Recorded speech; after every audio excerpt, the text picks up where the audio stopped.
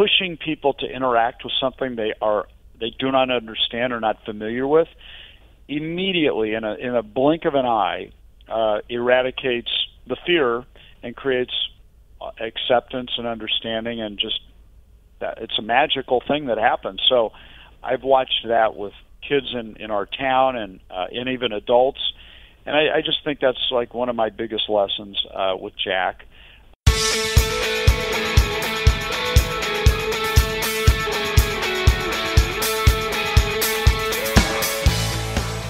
Welcome to Grace in 30 on WERA-LP, Arlington 96.7 FM.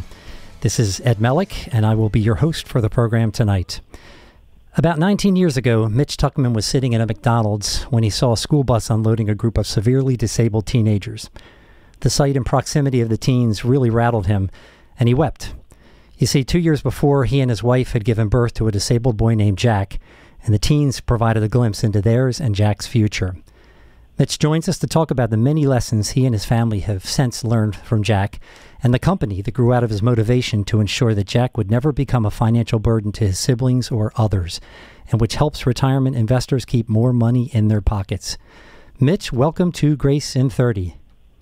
Thank you, Ed. Thanks for having me. Let's just kick off and start with you telling us when you first realized that Jack had a disability.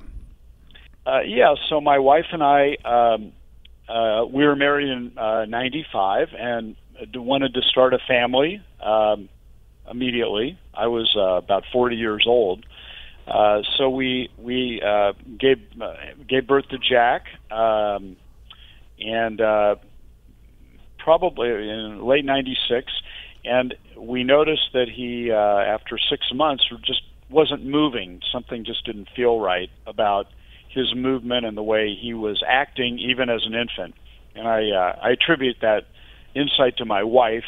She sort of picked it up. I was just kind of a dad who wasn't paying that kind of attention. But we took him in for some tests, and lo and behold, the doctors at Stanford Hospital, where I live here in Northern California, said, well, fasten your seatbelts. This child has some disability. Might be a slow learner. We don't really know, but you're not going to be raising a normal kid. So, I thought, oh boy, have no idea what that's going to look like. But that was kind of the beginning of this ride. Jack will be 22 this December, and it's been an interesting experience. So tell us about the shock of hearing that kind of news. I mean, did it take a while to settle in and you come to the realization what you were facing?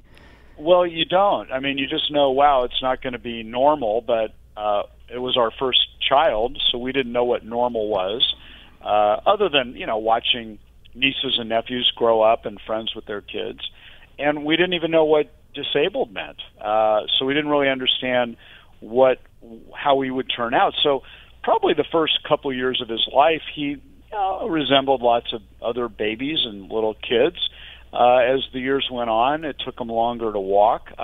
He benefited from something called hippotherapy, which allowed him to learn how to, on a horse, learn to get his muscles firing. Anyway, fast forward, we never had a diagnosis, maybe until about 6 years ago, ironically. And so if you met Jack today, you'd see a very happy, good-looking guy. He has no physical attributes, like he's not ambulatory, he doesn't need a feeding tube or anything like that. But he probably has the mind or the brain of a 1-year-old. He can understand very simple directions. Jack, sit down. Jack, stand up. He's very happy all the time. And he walks around but doesn't really understand his own safety. And so as he grew older, he clearly wasn't developing like other kids. But we didn't really kind of know what normal was until he got a little older, and then we never had the diagnosis, but we had a little faith that it was kind of a one-off, maybe a fluke. None of our families had any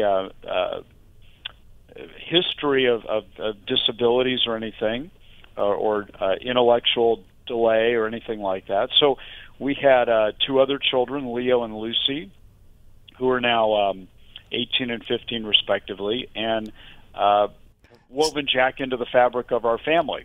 So tell us about some of the early concerns that you had. And you talked on the phone with me. You said, hey, a lot of fear and sleepless nights after that experience in McDonald's.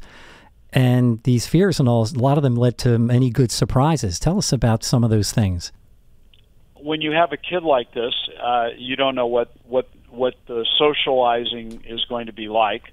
I grew up in the Midwest, where, in the 60s, where there were a classroom full of the slow learner kids, or what was the term back then was the mentally retarded kids, and they were made fun of sometimes. And so I was worried, wow, we're going to have this kid, and the kids are going to make fun of him, and his brothers and sisters are going to be getting in fights defending him. And I had all these scenarios based on my own past. It turned out to be the opposite, in fact. Whether it's that we live in Northern California and there's a lot of inclusion and forward thinking about that, but in fact, Jack went to school with my other two kids in their elementary school in a classroom full of slower learning or delayed kids, and they were embraced by the whole school. And one day, I was walking downtown in my hometown, and a kid ran up. I thought he was running up to me. I didn't know who he was. I was walking with Jack, and he ran up and said, "Hey, Jack," and he introduced his mom to Jack, and Jack's cool. Jack's different, but he's cool, and he's fun, and he's happy, and it's just been really amazing to see that the community, by just changing the way that kids interact with kids with disabilities works, it creates such acceptance. I think really when we meet people who are different than us, our initial reaction is fear, because we're not exposed to that person. But in a moment, a kid who's kind of forced into a situation where they're having to interact with a kid with a disability, and they're kind of made to connect within seconds. When the connection occurs, the kid's forever changed, and they're not afraid. They're more they embrace other people, and I watched that happen in the school district and with Jack, and to this day, you can see when you read a person who interacts with Jack, you can see it in their face whether they've engaged with people with disabilities or not. One is, "Oh, yeah, Jack, how do I interact with Jack?" Just a total comfort. And the other is kind of a fear, not knowing what to do. But it's been a really interesting thing to watch over the years. Well, you told me that one of the characteristics of his condition is that he laughs a lot, and he'll actually sneak up on people and plant a kiss on them. Tell us some stories about that. Well, no, his disorder, Ed, is called Pitt-Hopkins. Pitt-Hopkins is a rare genetic disorder. There's a great website, pitthopkins.org. Maybe there's 1,000 people in the world that have been diagnosed with it. And, thanks to the marvel of the Internet, parents like us, once we got the diagnosis, which is very, very random and hard to do, we were able to commune with other families all over the world that have a family member with this disorder. But when a web community collectively begins to contribute information, you start learning the attributes of this particular disorder. And so, we just thought it was peculiar to Jack, but it tends to be peculiar to this disorder, Pitt-Hopkins, where there can be fits of uncontrollable laughter without provocation, I think is the terminology. And the kissing as well. Well, yeah, I don't know about all the kissing, but Jack he's just a nice guy, and I think he's been treated very well in our household, and so he likes to walk up and interact with people. He's got a kind of a funny personality like that, and he loves. If he likes you, he just wants to give you a kiss. That's great. So, what's the latest on him? Where's he living? How's he doing? Catch us up in that sense. Well, he lives at home, and I think he will always live at home. He goes to school every day. He's not autistic, but his behavior often resembles someone on the autism spectrum. So he's at a school called the Morgan Autism Center of San Jose, California, and he goes there every day and learns a little bit based on his plan design, and goes there every day and comes home. He's very well taken care of. So let's segue into Rebalance. Tell us how your experiences with Jack led you to start your current company. Well, so, back around that time, Ed, I was, I live here in Silicon Valley, and I had a career as a software entrepreneur from the early 80s leading into the late 90s. And if you recall, there was a period here in the Valley where when the Internet began to take hold, it was called the dot-com boom, and I was a player in that boom. I was part of that and was fortunate enough to sell a business and get involved in a few others in which I had invested that did very well during that period. And also we had Jack, so it was one of those moments in time where you wake up and you've got a responsibility to take care of this person for God knows how long, and also the money to really know that you can do that properly. And I took the money as a great sign that I better really figure out how to manage it properly. And so I began to look at options for this, and I went to all the usual firms that are based in Wall Street, like Merrill Lynch, UBS, Goldman Sachs, etc. And I do have a lot of background in business and finance. I have a Harvard MBA from way back in the day of early 80s.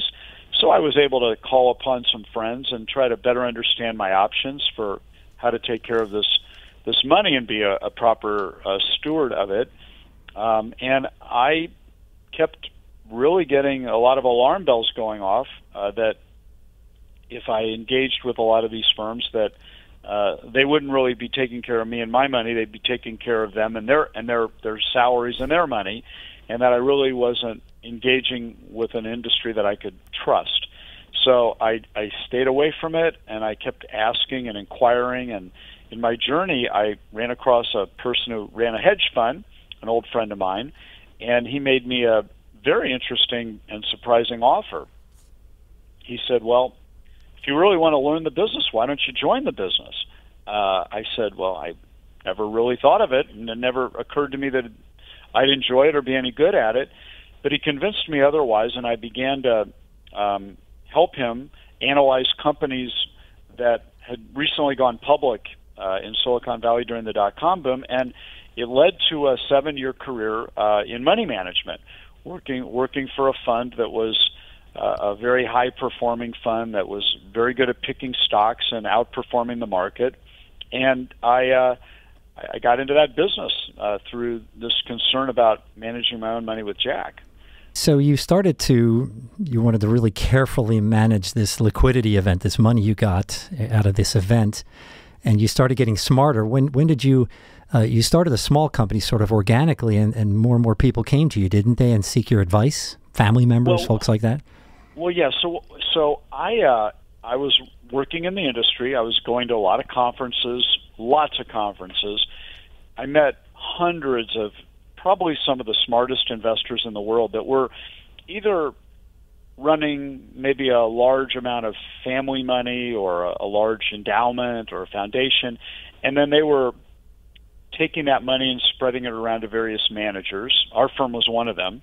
And I was asking them, well, how do you think about your overall portfolio and the approach? I understand, where we fit in, but how do you think of the whole thing? And I kept getting directed to a person named David Swenson, who ran the Yale Endowment and still does. And they all said, I kept hearing this over and over, if you really want to understand the best way to manage money, go read this book by this guy who runs the Yale Endowment. They're the most successful long-term money management stewards in the world.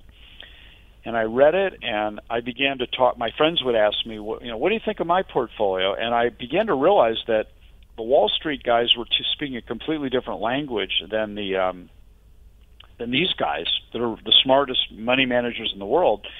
And I thought, wow, I think with some technology and new things that are happening out there, one could emulate their practice and get rid of the whole Wall Street problem that I had encountered. And so I first began a company that was an online tool to help people put together and manage portfolios using this big league investment method that I had discovered. And also, it really had not been feasible for everyday investors to do until very recently, about the time I was looking at this. And there were several reasons for that, which I won't get into, but kind of a lot of things converged technically. And I thought, wow, man, everybody can do this. They wouldn't have been able to have done it a few years earlier, but they can do it now. So I launched a company back in 2009 called Market Riders, and it was the very first of what's now a very big trend called robo-investing. And others went on to take that concept a lot further, but I began talking with a very close friend of mine in the D.C. area named Scott Puritz, and Scott and I had gone to Harvard Business School together, and I was showing him what I was finding, that there's a real opportunity here to help people invest in a much better way than the Wall Street practices of the past. And I said, but it really is going to require a different business model than the one I'm pursuing. And we together invented a business model that we think is amazing and disruptive, and at the end of the day helps people who are saving and accumulating money live a lot better and retire with more money. So we launched Rebalance, and we did that about in 2013, about going on 7 years ago. And it all came from my need to figure out what to do with my own money because of a disabled child. I love this story because it's kind of, I guess what you'd call it, an organic start. You did something for good, proper motivations. You tried to get smart. You tried to properly store the money, and particularly with your son in mind. And it just kind of grew and evolved into something that's really cool. Tell us about it. Tell us about what Rebalance does and how it saves the investors money and gets them typically a better return. Sure. So let's just start with me and Scott. I mean, we're both guys who we love the concept of doing well by doing good. We really both bristle at injustice and things that are happening to people by people or companies that may be a bit not immoral but amoral. And so I showed Scott, look, here's what I'm seeing out there, and Scott has a great strategic mind, and together we came up with this idea, that a pretty simple idea.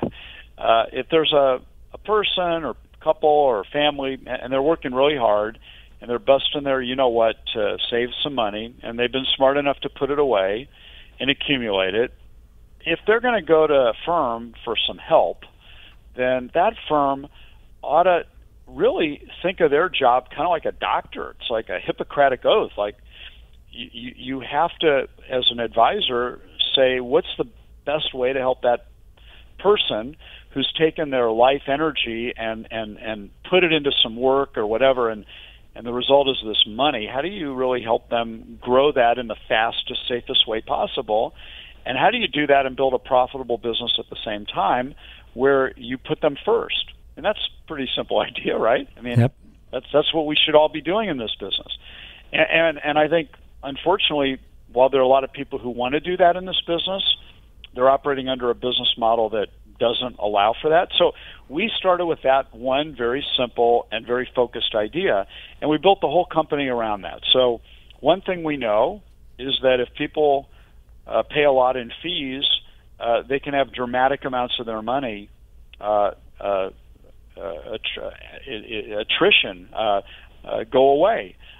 Fees are the biggest enemy of performance in a portfolio. So we said, okay, well, we need to be paid for our advice, but if we can find a way to build our company in the cheapest way possible, and deliver like champagne service on a beer budget price, that'd be amazing. How could we do that? Well, Scott and I have both built businesses using lots of technology. We've leveraged technology in every nook and cranny of our company, and so we're able to run a business like this and charge fees that are half of anybody else out there through a variety of strategies and implementations. We use funds that have been proven to outperform others that happen to be about a tenth the price.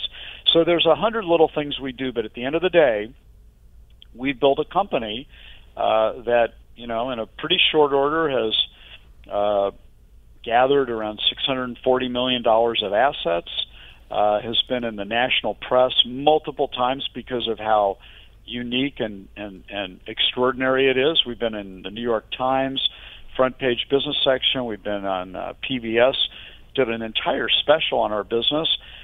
We've been able to attract a world-class investment committee. 3 of the most famous people in our industry have come together to bring these methods to everyday investors. And so we provide a great service, and ultimately we know that people want 3 things. They want to know their money's invested in a really safe and powerful way and inexpensive. They want to know that they can see a path and a plan forward financially, knowing that they're not going to run out of money when they're going to need it the most at an elderly age. And they also want someone on the other end of the phone that can help them make very critical decisions as they come up financially. Is it time for me to take Social Security? Should I put money in my 401k or fund my college account for my kids? Is it smart to refinance my home? Those kind of financial questions. And so Rebalance is all about that. We've packaged up a variety of services and offer it probably half the price of most wealth managers out there. So that's what we did, Ed. We just thought, how do we help people live better lives with the money they've earned and retire with more and help people to that end. Well, that's really a cool story because it's I probably would have never imagined that when you had Jack and you had those worries years ago that it would lead to this kind of thing where you're helping so many people that are trying to hold on to as much of their retirement money as possible and get good returns as well. Let's take a step back. I mean, we've got a few more minutes. We typically ask our guests to issue some sort of a call to action, but I kind of want to merge that in with some lessons learned. I mean, you've learned some very profound lessons that you share with me on the phone from Jack and your children have and others around him. What would you like to share with people? What would you like to challenge them to do and think about the disabled, and what are some of the core lessons you've learned from raising him? Well, I would say that with other kids or anybody, I think I mentioned this earlier, that we tend to have, I think, bigotry or a lot of racism, ill will, all that stuff with other people tends to happen just because of fear, and we don't understand. So I've just, again, watched people who walk up to Jack, they're reticent, they don't understand, they're nervous, just grown adults, look at this guy and he's the most harmless person in the world, and they don't know what to do. And so I just think that pushing people to interact with something they do not understand or not familiar with, immediately, in a blink of an eye, eradicates the fear and creates acceptance and understanding, and just that it's a magical thing that happens. So I've watched that with kids in our town and even adults. And I just think that's like one of my biggest lessons with Jack. The other is probably, for Jack, doing certain things is just really hard. Like you see him struggle with, making sure he's not going to trip when he goes down a step, or just trying to do one little thing, just things that all of us take for granted, picking up a smaller object with our 2 fingers. So you kind of realize, everybody finds certain things really hard to do. Certain of us find certain things really easy to do. And we're all different. And just to kind of be grateful for the things that I can do that are easy for me to do, and and be a little more accepting, for others who can't. So I'd say those are the, couple things. And also for children who've grown up around Jack, in a way, he's given them lessons that he'll never understand, but my other two children and their friends and kids around them, they've all kind of gotten a little bit of an old soul mentality, being able to be around a kid like Jack. So it's been an interesting experience, and I'm sure, the next 20 years, God willing, will be as interesting, if not more. That's great. Listen, Mitch, thank you so much for joining us and for sharing your journey with Jack with us, and also for the work you're doing at Rebalance to protect and educate retirement investors. I got to believe that your success is due to your good and proper motivations. If listeners want to find out more about Rebalance, please visit their website at rebalance360.com. That's rebalance360.com. This is Ed and Mitch signing off from Grayson 30 on WERALP Arlington 96.7 FM. Have a great night, and be sure to tune into Grace.